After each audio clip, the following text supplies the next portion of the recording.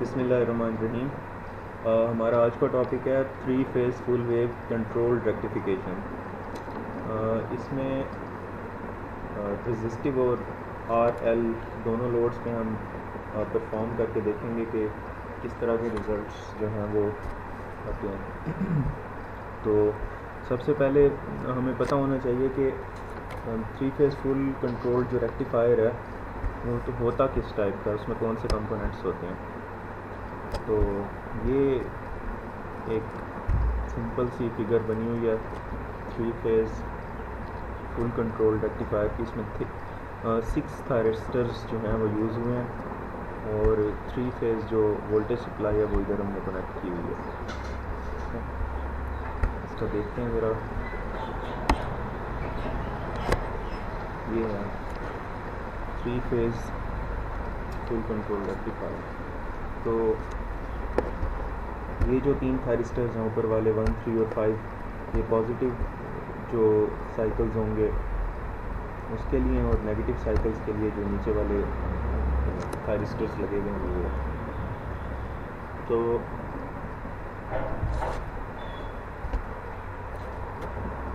अब अगर wave form की तरफ देखें, जो इनपुट सप्लाई वेव फॉर्म है ये A, B और C थ्री फेज़ सप्लाई है। तो ये स्टैंडर्ड थ्री फेज़ सप्लाई की तरह इसकी वेव फॉर्म होंगी। 3 वेव फॉर्म्स, एक A की, एक B की, एक C की, तीनों 120 डिग्री के फेज़ शिफ्ट में होंगी। लेकिन जब इनको हमने कनेक्ट कर दिया इधर थायरिस्टर्स के साथ, तो अब सपोज़ A और B टर्मिनल को हमने A को इधर और B को यहाँ कनेक्ट किया, तो अगर स्कोप का पॉजिटिव A के साथ और नेगेटिव B के साथ लगाएं तो हमारे पास VAB की वैल्यू आएगी। और अगर हम स्कोप का पॉजिटिव B वाली साइड पे लगा दें और नेगेटिव A वाली साइड पे तो VBA आ जाएगा। तो इस लिहाज से हमारे पास 6 डिफरेंट वेव फॉर्म्स आएंगी। और अब 360 डिग्री के साइकिल में अगर 6 वेव फॉर्म्स को हम प्लेस करें तो 60 डिग्री का शिफ्ट आएगा हर वेव फॉर्म के दरमियान। तो 6 वेव फॉर्म्स हमारी बनी हुई होंगी। उन 6 वेव फॉर्म्स में यहाँ पे करंट फ्लो करवाना है।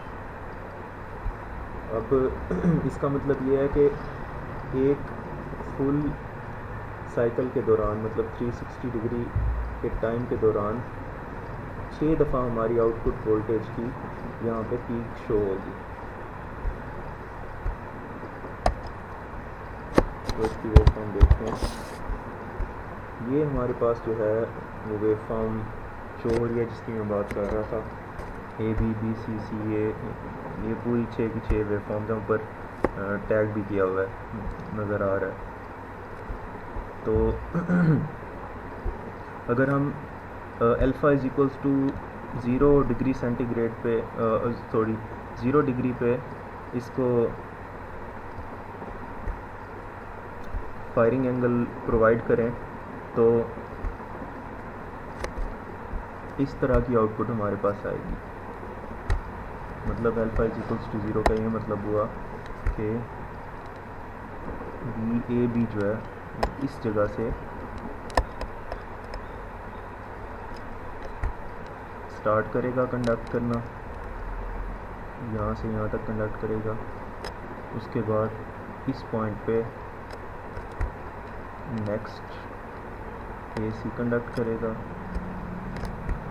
इसके बाद ये BC एंड अप टू सॉन, ये ऊपर वाली जो वेव फॉर्म है ये हमारे पास आउटपुट पे शो होगी, जो कि हमें यहाँ पे नज़र आ रही है, ब्लैक कलर से शो की गई है।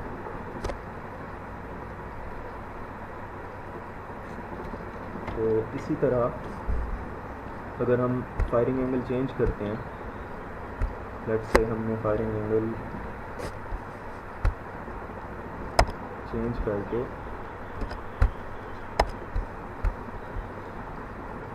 0 डिग्री से 30 डिग्री कर दिया, तो क्या होगा, ये इस पॉइंट पे आके जो है इसको ट्रिगरिंग एंगल मिलेगा और इसको इस पॉइंट पे। इसका मतलब ये होगा कि इसमें यहाँ से यहाँ तक कंडक्ट करना होगा। उसके बाद नेक्स्ट को जाहिर सी बात है उसको यहाँ पर, तो ये जो ब्लू वाली वेव फॉर्म मैं बना रहा हूँ, alpha is equal to 30 degree हो तो उसके लिए इस टाइप की वेव फॉर्म जो है हमें आउटपुट पे मिलेगी। इसी तरह से अगर 60 डिग्री है तो 60 डिग्री है तो क्या होगा, यहाँ पे इसी तरह से 30 डिग्री आगे की तरफ जो है उसे फायरिंग एंगल मिलेगा और वेव फॉर्म ड्रॉ। और अगर हम 60 डिग्री की बात करें, या 60 डिग्री की वेव फॉर्म जो है यहाँ शो की गई है। अब यहाँ देखें, ये एक्स एक्सिस को टच कर रही है इसकी वेव फॉर्म। इसका मतलब ये हुआ कि अल्फ़ा 60 से हम फर्दर बढ़ाएंगे, अगर सपोज़ हम 90 डिग्री पे ले जाते हैं अल्फ़ा को, तो दरमियान में गैप आना शुरू हो जाएगा। मतलब हम ज़ाहिर सी बात है, ये अल्फ़ा 60 था, उससे 30 डिग्री फर्दर आगे जाएँ तो यहाँ पे जाके उसे फायरिंग एंगल मिलेगा, ये आउटपुट आएगी। उसके बाद अगली वेव फॉर्म को इस जगह पे मिलेगा फायरिंग एंगल, तो इस तरह की आउटपुट। ये दरमियान में एक गैप आएगा, यहाँ पे कोई आउटपुट शो नहीं हो रही होगी प्योर रेजिस्टिव लोड के केस में। लेकिन अगर हमारे पास RL लोड है तो उसमें क्या होगा, इंडक्टर एनर्जी स्टोर करेगा और इस तरह से वोल्टेज प्रोवाइड करेगा जब सप्लाई की तरफ से वोल्टेज कट ऑफ हो जाएगी। तो यही जो चीज़ है 90 डिग्री के लिए जो मैंने बनाई है वो यहाँ पे शो हो रही है। अल्फ़ा इज इक्वल्स टू 90 पे ये पॉजिटिव साइकिल आया, और नेगेटिव साइकिल में क्या होगा, इंडक्टर एनर्जी सप्लाई कर रहा होगा। इसी तरह से अगर फर्दर एंगल हम चेंज करते जाएँ तो फायरिंग एंगल और देर से मिलेगा, और तो ये पॉजिटिव साइकिल कम से कम होता जाएगा। और इंडक्टर ना लगाएं तो आउटपुट वेव फॉर्म बिल्कुल फ्लैट होती जाएगी, और इंडक्टर लगा दें तो नेगेटिव साइड पे आउटपुट वेव फॉर्म जो है वोल्टेज की वो शो होगी। लेकिन करंट जो है वो पॉजिटिव साइड पे ही रहेगा, वो नेगेटिव साइड पे नहीं जाएगा, क्योंकि ये रेक्टिफिकेशन हो रही है। अच्छा, ये हमारे पास आ गई इसकी वेव फॉर्म्स। अब हम इसको मैटलैब सिमुलिंक में ड्रॉ करके देख लेते हैं कि किस तरह से उसमें ड्रॉ करना है, और वहाँ पे आउटपुट्स को भी थोड़ा सा मॉनिटर कर लेते हैं।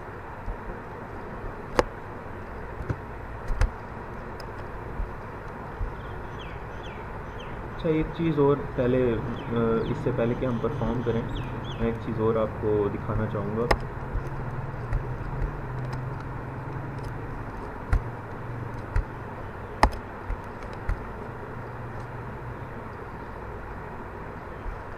इसमें देखें, ये जो वेव फॉर्म आपको शो हो रही है, ये वेव फॉर्म है 3 फेज़ जो सप्लाई है उसकी वेव फॉर्म है।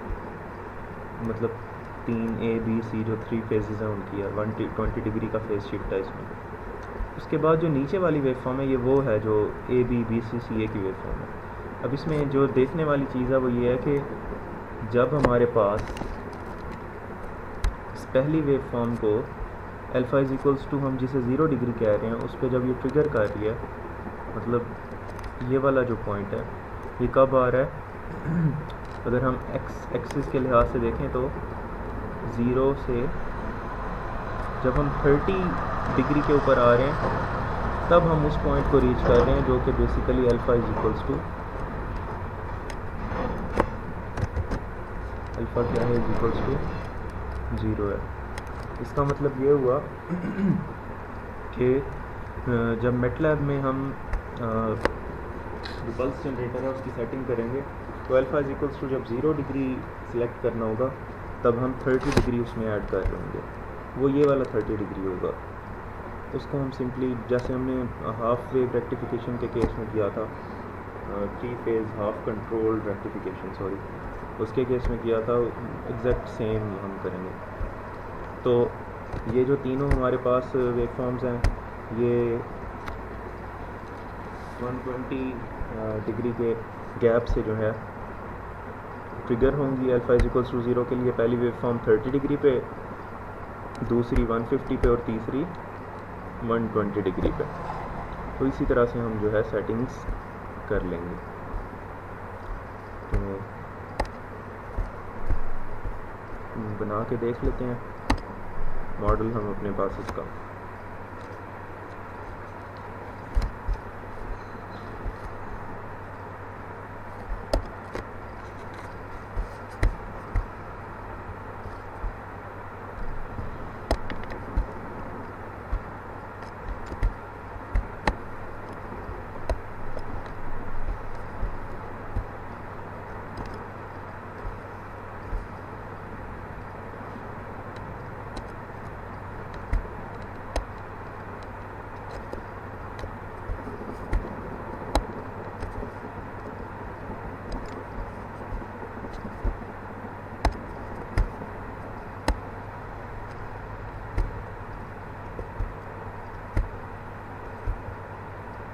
यहाँ से हमने फंडामेंटल ब्लॉक्स में जाना है, पावर इलेक्ट्रॉनिक्स में।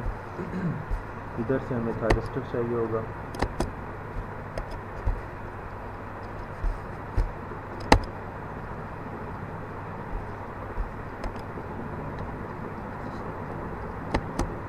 थ्री फेज VI मेजरमेंट,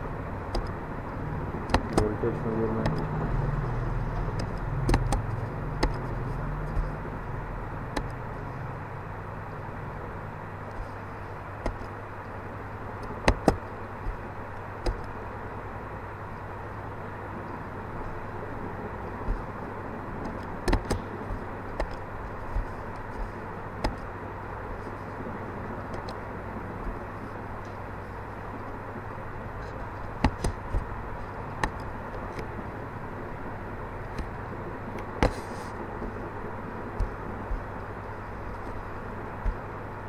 इसके अलावा हमें क्या चाहिए होता है, पावर GUI।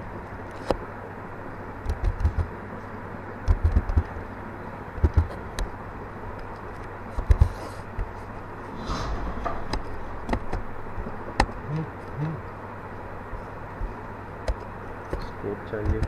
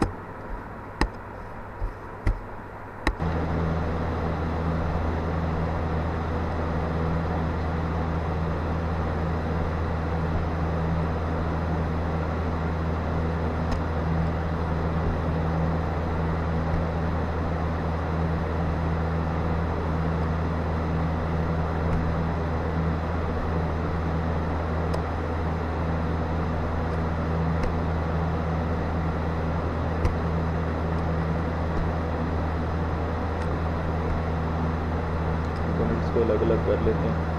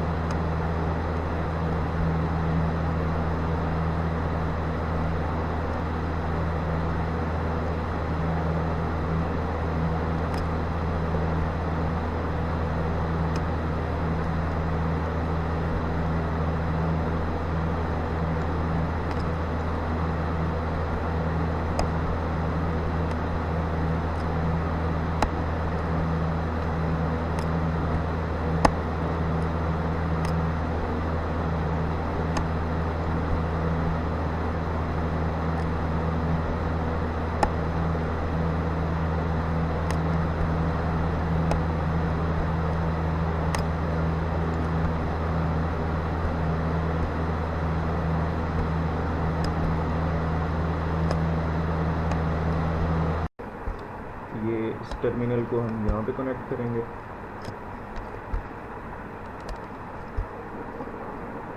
इस तरह से। अच्छा जी,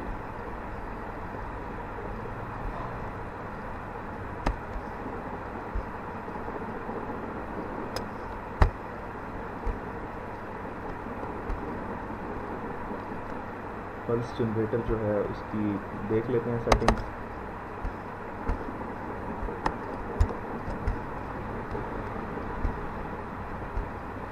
ये 30 हमने इसलिए ऐड किया जैसे कि हमने थ्योरी में देखा था कि alpha is equal to 0 degree के लिए 30 डिग्री का फेस शिफ्ट हमें देना होगा, उसके बाद वो कंडक्शन स्टार्ट करेगा थायरिस्टर। ये 30 इस वजह से है यहाँ पे। बाकी हमने जो भी फेज़ एंगल सेलेक्ट करना होगा हम यहाँ पे लिख लेंगे कि हम 0 डिग्री के लिए कर रहे हैं, तो ये 0 यहाँ पे मेंशन कर दिया।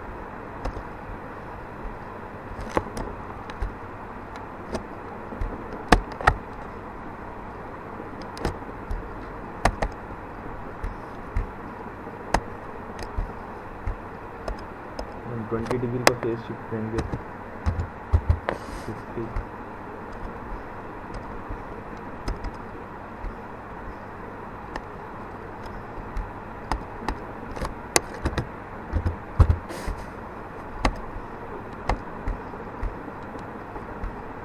वो तरतीब आपको याद होगी कि 1 3 5 लेते हैं। 1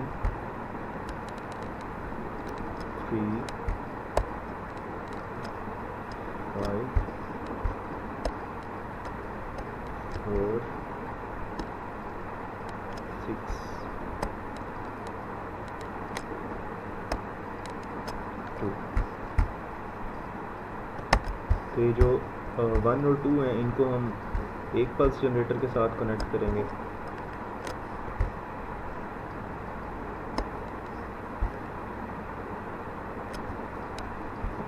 थ्री और 4 को एक के साथ, 5 6 को एक के साथ।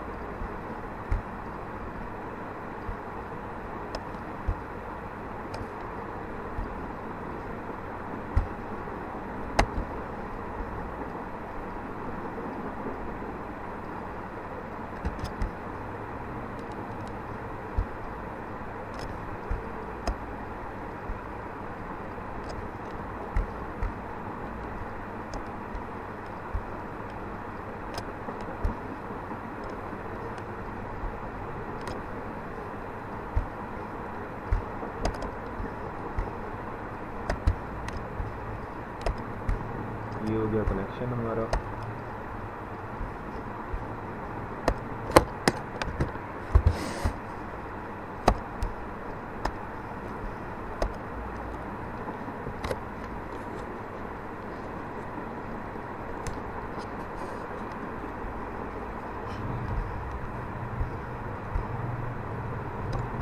ऑसिलोस्कोप पे कनेक्ट कर लेते हैं इनको।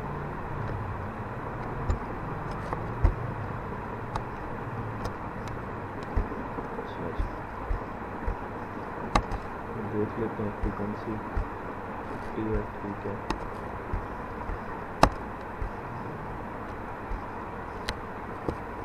यहीं से रन करके देखते हैं अभी।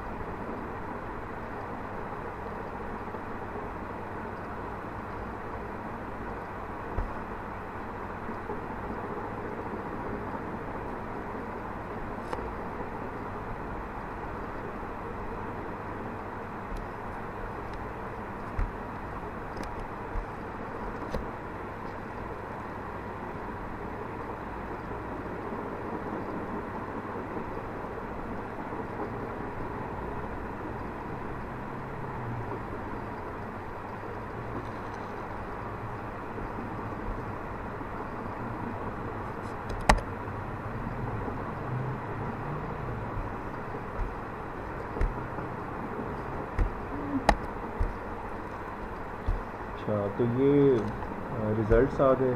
रेजिस्टिव लोड है हमारे पास और हमने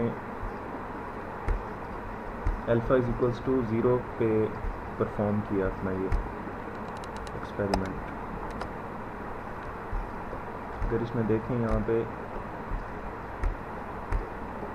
इधर से ये स्टार्ट हो रहा है,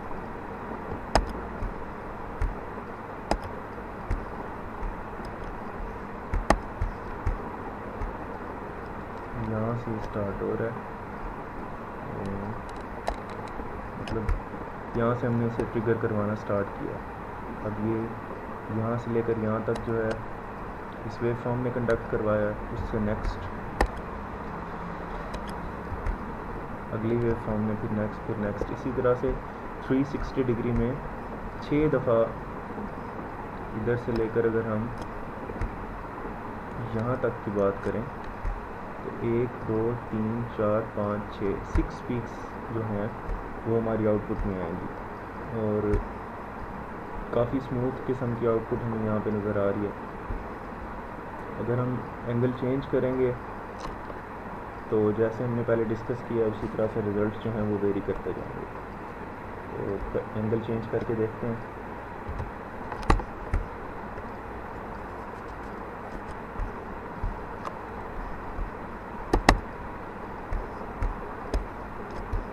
लेट्स सपोज हम एंगल रखना चाह रहे हैं 60 डिग्री, तो क्या होगा 60 लिखेंगे,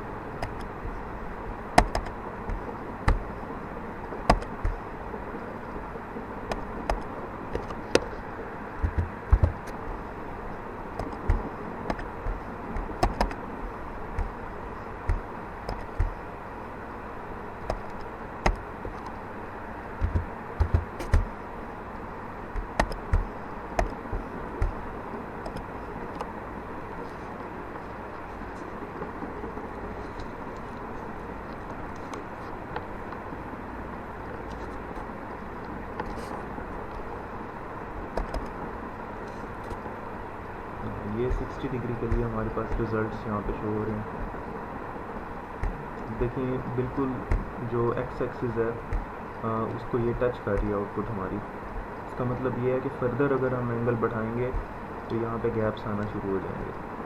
और सपोज़ हम 90 डिग्री करेंगे तो जाहिर सी बात है जैसे ही ये वाली वेव फॉर्म इधर एंड हो रही थी तो नेक्स्ट वेव को ट्रिगरिंग एंगल मिल गया था, इसलिए यहाँ से नेक्स्ट वेव फॉर्म स्टार्ट हो गई।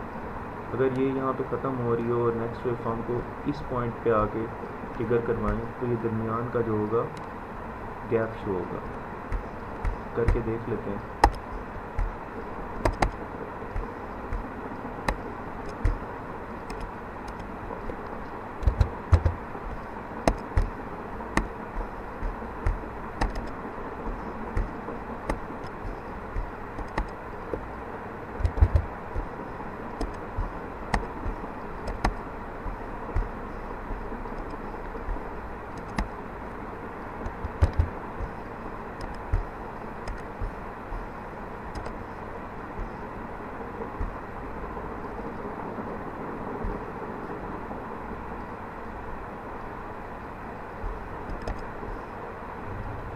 ये देखिए एग्जैक्टली उसी तरह से यहाँ पे गैप आ गया।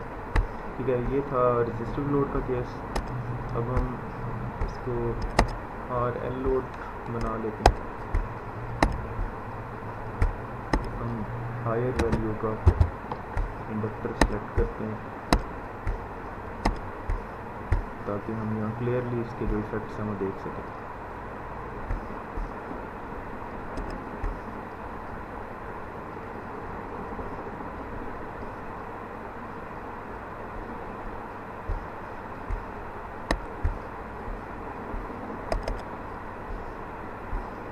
ये रिज़ल्ट्स हमारे पास शो हो रहे हैं जब हमने इंडक्टर साथ अटैच कर दिया। देखें ये यहाँ पे रेजिस्टिव लोड के केस में इधर गैप आ रहा था, लेकिन इंडक्टिव लोड के केस में क्या हुआ, इंडक्टर ने एनर्जी स्टोर की और इस गैप में यहाँ पे वोल्टेज जो है इसे प्रोवाइड कर दिया, इसलिए यहाँ पे अब गैप नहीं आ रहा। फर्दर हम एंगल बढ़ाते जाएंगे तो इधर से कम होती जाएगी जो इसका मैग्नीट्यूड है और एक्स एक्सिस से नीचे जो है वो बढ़ता जाएगा ड्यू टू इंडक्टर। ये जो करंट का बिहेवियर यहाँ शो हो रहा है ये इस वजह से इस टाइप का है क्योंकि इंडक्टर हमने बड़ा सेलेक्ट किया है और अभी तक इंडक्टर जो है वो फुली चार्ज हो ही नहीं पाया। उसने जितनी एनर्जी स्टोर करनी है वो ज़्यादा टाइम से लगेगा क्योंकि टाउ की वैल्यू ज़्यादा होगी। हमने ये सिमुलेशन रन ही सिर्फ 0.08 सेकंड के लिए किया। हम टाउ की वैल्यू एक दफ़ा बढ़ा के देखते हैं। एक दफ़ा इंडक्टर फुली चार्ज हो गया उसके बाद वो करंट को तकरीबन स्टेबल कर देगा एक पॉइंट पे। तो करके देखते हैं। फॉर सपोज हम 8 सेकंड्स के लिए रन करते हैं सिमुलेशन को, तो इसके लिए हम रिजल्ट्स देखेंगे अपने।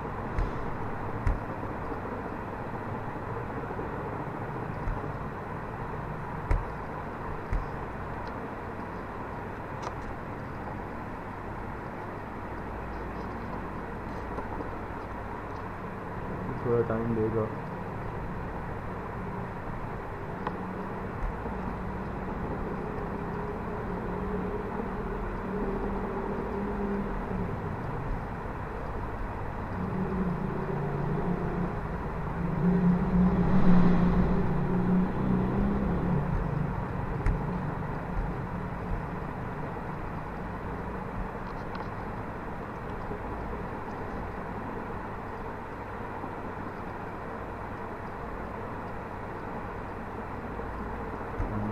कंप्लीट हो चुकी है। हाँ, ये देखें आप इंडक्टर जो है वो इस पॉइंट पे आहिस्ता आहिस्ता एनर्जी स्टोर करता आया, साथ साथ प्रोवाइड भी कर रहा है करंट को, लेकिन क्योंकि एनर्जी स्टोर ही कम की थी तो करंट की वैल्यू कम थी। इस पॉइंट पे आके तकरीबन इंडक्टर फुली चार्ज हो चुका है। इससे ऑनवर्ड्स जो है वो करंट तकरीबन स्टेबल रह रहा है। इसको हम थोड़ा जूम करके देखते हैं।